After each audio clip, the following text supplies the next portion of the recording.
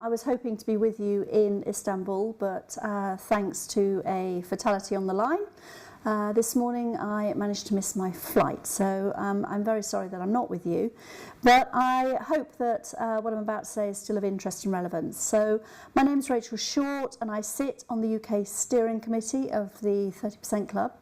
I've worked directly or indirectly on issues of corporate leadership, corporate culture, and business performance for the last 15 years because my background is as an organisational psychologist. So I have worked directly with about 40% of FTSE 100 organisations. But that's probably enough about me. What I was asked to talk about was to share some of the learnings from the UK 30% Club over our 6-year journey, to give you a bit of a heads up on what you may be about to encounter in your own journey. So let's go right back to the beginning and look back to 2009, which was a challenging time for global capital markets, as some of you may well remember. And with financial services representing a disproportionately large amount of the UK economy, you can imagine that there was quite a lot of furore about the degree of regulation and governance within some of those financial services organisations at that time. Now, of course, the UK government had been issuing guidelines and codes of conduct on corporate governance for decades.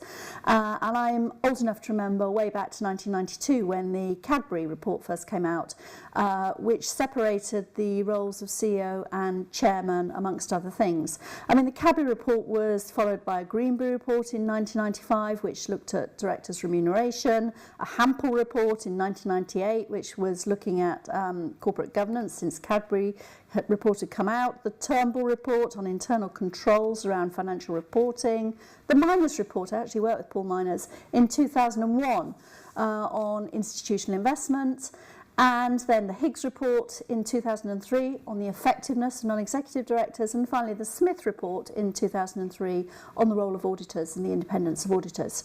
So, you know, we've had a raft of corporate governance initiatives by the government to help improve transparency, to separate shareholder accountability from executive responsibility, putting checks and balances in place and establishing regulatory regimes and legal remedies.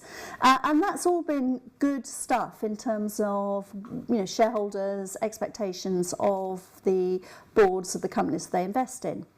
However, even with the EU, when we were very active members of the EU back then, making noises about gender quotas, the UK government didn't really start focusing on gender diversity in the boardroom until after the financial crash. And Harriet Harman, who was, I think, Deputy Prime Minister at the time, commented that, you know, the financial crash might have looked very different had it not been Lehman Brothers, but had been Lehman Sisters. And that slightly off-the-cuff remark has hung around and has, you know, remained in people's memories. So the government set up the Davies Review in 2010, and what they were really focusing on at that point was to achieve 25% of FTSE 100 boards being female by 2014. And I can't remember exactly what the population was then, but from memory it was about 9.6% FTSE 100 boards being populated by women.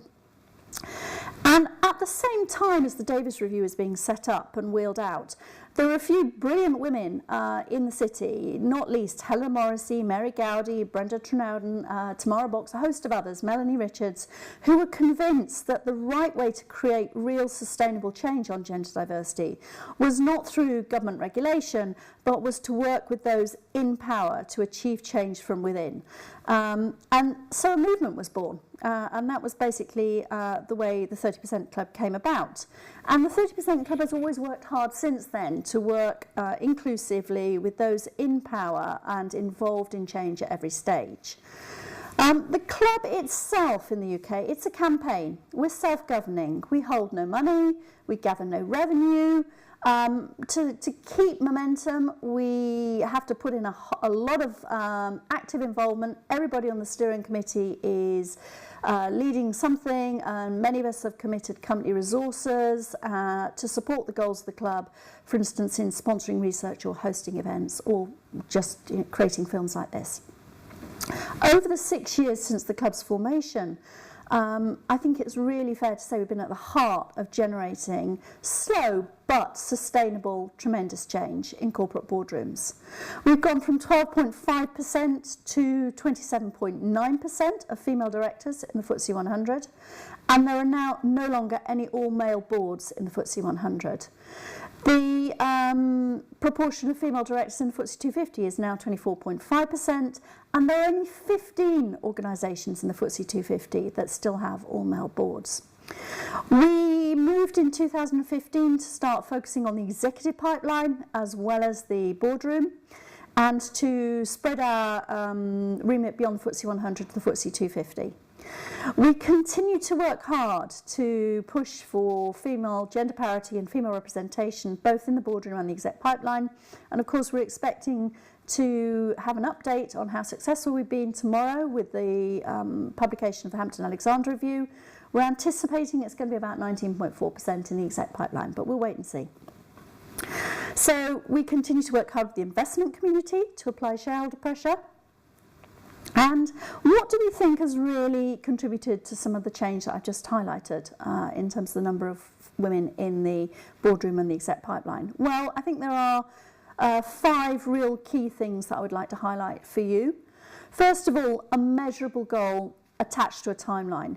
That really helps to focus the mind and to keep your efforts sustained over the medium term. Secondly, supportive public policy. It's been a bonus to have first the Davis Review, now the Hampton-Alexander Review, looking at very similar issues to those that the 30% Club are campaigning on. Working with the power base, not working against the power base, being an inclusive campaign, working with men and women, those at the top of organisations, has been absolutely essential in getting change to take hold and to really embed in some of those organisations. And collaborating widely with other groups, so be that academics or research groups or other campaigning organisations. We've been very clear that nobody has the exclusive set of solutions on this, and we want to work as widely as possible in collaboration with other organisations on this agenda. And finally, we've actually facilitated some really concerted, cohesive actions, not just to provide arguments about why gender diversity might be important, but really to provide some solutions in how organisations might achieve better gender diversity. So, all in all, we feel pretty good about what's been achieved so far, but we are very realistic that this is not a time for complacency, and there's much more for us still to do. So while the overall number of female directors has improved dramatically, there are still 70 companies whose boards contain less than a third of women. And that increase in female directors that I talked about has been achieved in the main by appointing female non-executive directors, not female executive directors. So over the same period, executive director roles have increased only from 5% to 11% for women. So we've still got a lot of work to do, and as the Hampton-Alexander report is about to reveal in its update tomorrow, we continue to have challenges and a more complex context and solution set to work with. So as I said, the 30% Club is now providing some very practical help to build a pipeline of future female leaders from the schoolroom to the boardroom. And that includes things such as some of the 30% Club sponsored MBA places for women. So the very successful cross-company mentoring scheme. This is absolutely vital and something that only the 30% Club could really put in place, because the Chinese walls that involved in setting up for a mentor from one organisation to work with a mentee from another has been very carefully thought through, and actually provide some additional benefit to a traditional in-house company mentoring scheme. We have sponsored and pushed the Board Apprenticeship Scheme, which came out just over a year ago, which gives women, senior female executives, a real opportunity to sit in a shadow role on a main board and learn how things really work, so that they give some real experience when they put themselves forward to become a fully fledged NED. And then, of course, we work right down at the bottom end of the pipeline, sending executive women out into schools as part of the collaboration we have with Speakers for Schools, speaking to groups of young women, encouraging them to see being a business leader as something that they should and could aspire to and achieve. So we also, and this is where my real interest and involvement in 30% Club comes in, we also continue to commission our own research, not only to keep the debate alive, here's just a few examples, but to make sure that the data remains current and fresh, and that the discussion and debate really moves forward as culture changes incrementally. I'm not going to talk too much about the importance of diversity in 2017. I'm going to take it as read that everybody I'm speaking to here cares about diversity, not just from your own personal experience or from your fundamental concepts of ethics and fairness. And I'm also going to take it as read that you know what the business case looks like, the link between gender diversity and corporate performance. There have been multiple studies that link companies with higher gender diversity in the boardroom with higher business performance. And there have been multiple studies that provide a really clear link between the value of more women in the workplace and women's socioeconomic participation and the economic uplift that would bring about. We know from the latest research that bridging the gender gap in the UK would translate into 840,000 additional female employees and will potentially add up to 150 billion to our GDP in 2025. You will also have seen the research that links customer insight and innovation with gender diversity. Several studies show that employees at companies with broadly diverse teams are 45% more likely to grow their markets and 70% more likely to capture a new market. But the thing that I'm really going to emphasise, I think, today in 2017 is the link between gender diversity and institutional trust. And I know I'm going to sound faintly ridiculous to say this in a world with Presidents Trump, Putin and Xi and others I could name with a solid hold on political power in their countries. But in the corporate world, the leader as hero concept, I think, is in its death throes. There is no leadership without followership, and we're all in it together in our globally connected, socially mediated world. And I always look at the Edelman Global Trust Barometer, and in 2017 it showed an unprecedented drop in institutional trust. Global businesses now face a population that largely believes the system is no longer working for them, and it's eager for increased regulation on business. That's a worrying trend. And CEOs are no longer seen as authoritative. In fact, friends and family are seen as more authoritative than CEOs. So, treating your employees well has never been more important because they are now the most credible spokespeople on every aspect of your company's business. And given the general public's fears about the pace of change when it comes to technology, businesses need to focus more than ever on the economic and societal impact of their innovations and actions. Just look at the news recently about Facebook and the impact it had on the US election. And for businesses to maintain trust, they need to speak to the real fears and uncertainties that people have about their products and services. We all know about Volkswagen and the emissions scandal and the impact that had on trust in that particular brand. So there's a massive opportunity here for leaders, corporate leaders, who are prepared to tell it as it really is. Which brings me to some good news in this dark and gloomy world. PricewaterhouseCoopers research in 2015, which some of you may already know, but it always brings a smile when I read this out. One of their key findings, and they were looking at the type of leaders who are best at disrupting and driving transformational change. And what they found, and this is obviously going to play to all of my biases and stereotypes, is that older female leaders, i.e. those over 55, were the best at driving transformational change. And the reason that they found this was that because those older female leaders were more likely to see situations from multiple perspectives, more likely to employ emotionally resonant, positive language, more likely to exercise their power courageously, and more likely to have a wider experience of settings, people, and also of failure. And they were more likely to show reserves of humility and resilience. And they were more likely to know what to do when things don't work.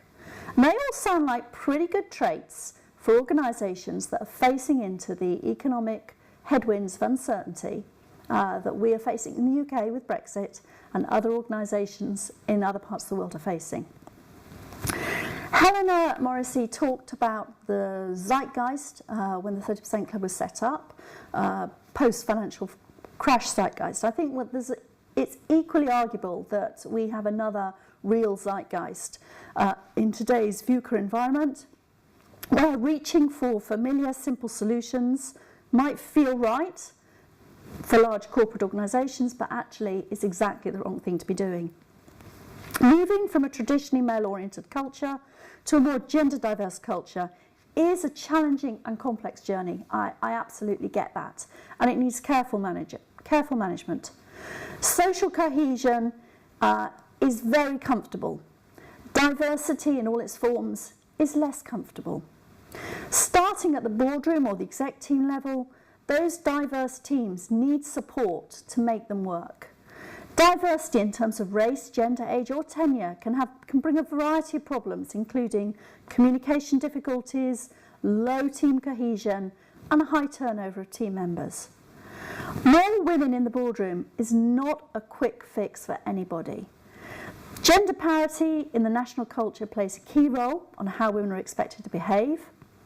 The level of shareholder involvement in the board also plays a role in how the board operate and what they focus on.